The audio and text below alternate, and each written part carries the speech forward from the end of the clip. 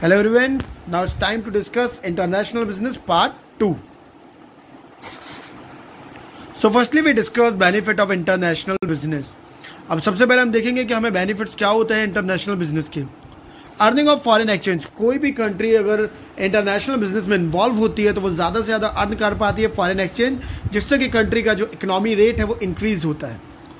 More efficient use of resources, अब जब कोई भी कंट्री इंटरनेशनल बिजनेस में इन्वॉल्व होती है तो जो उसके रिसोर्सेज होते हैं उनका एफिशिएंट मैनर में यूज़ किया जाता है।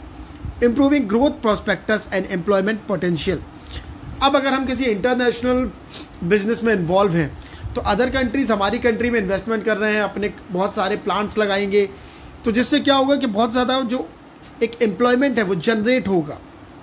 फॉर एग्जाम्पल हमने देखा कि कुछ जो इंटरनेशनल ब्रांड्स हैं, है ना, अगर हम बात कर लें लाइक कुछ इंटरनेशनल ब्रांड्स की बात कर लें, जैसे हम बात कर लें पेप्सिको, तो पेप्सिको ऐसा तो होता नहीं है कि पूरा का पूरा जो प्रोडक्शन है पेप्सिको का वो फॉरेन में होता है और उसका जो सेलिंग इंडिया में होता है, नहीं, इंडिया में भी उसके प्लांट्स लगे हुए हैं, वही टेक्निक से प्रोडक्शन होता है और इंडिया में पेप्सिको सेल होता है like Pepsi, coca Cola.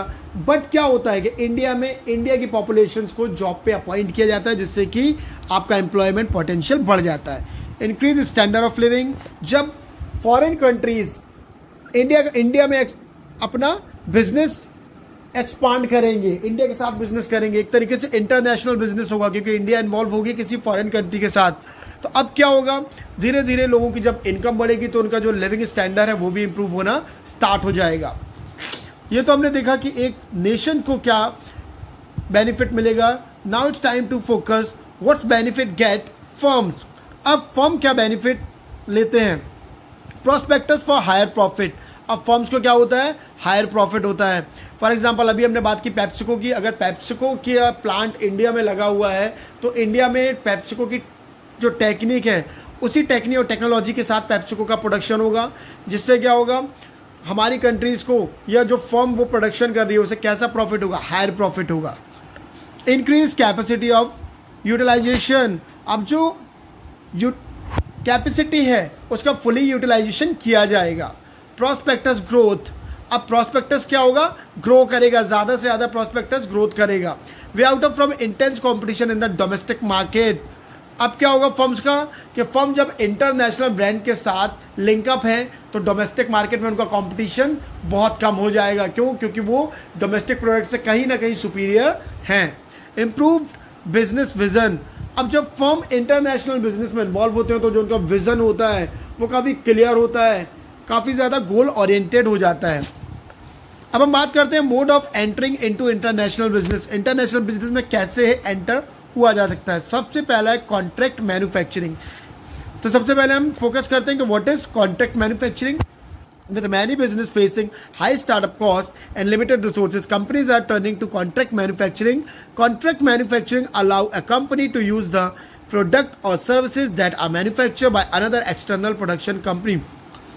In simple अगर हम बात करें what is contract manufacturing, अब क्या होता है कि अगर हम कोई भी बिजनेस स्टार्ट करते हैं तो उसमें बहुत ज़्यादा इन्वेस्टमेंट कॉस्ट लगती है, तो अब क्या होता है जो इंटरनेशनल बिजनेस होते हैं वो अदर कंट्रीज़ में क्या करते हैं। फॉर एग्जांपल मैं एक इंटरनेशनल बिजनेस हूँ और मुझे अदर कंट्रीज़ के साथ बिजनेस करना है, तो अगर मैं अदर कंट्रीज़ के साथ बिजनेस स्टार्ट करूँगा तो मुझे वहाँ पर बिल्डिंग लगानी पड़ेगी, स्टाफ अपॉइंट करना पड़ेगा, इसलिए मैं क्या करूँगा वहीं की किसी लोकल कंपनी के साथ एक एग्रीमेंट साइन कर लूँगा, जिससे बिल्डिंग उनकी होगी, स्टाफ उनका होगा, मेरी सिर्फ टेक्नोलॉजी होगी, जो टेक्नोलॉजी से मैं अपना प्रोडक्ट बनाता हूँ मैं उन्हें वो टेक्नोलॉजी प्रोवाइड कर दूंगा और जिससे वो अपना प्रोडक्शन करेंगे, जिससे क्या होगा मेरा प्रॉफिट ज़्यादा होगा और मुझे लोकल कंट्री में इट मीन जो अदर कंट्रीज है वहाँ पे अपना सेटअप बनाने की ज़रूरत भी नहीं पड़ेगी।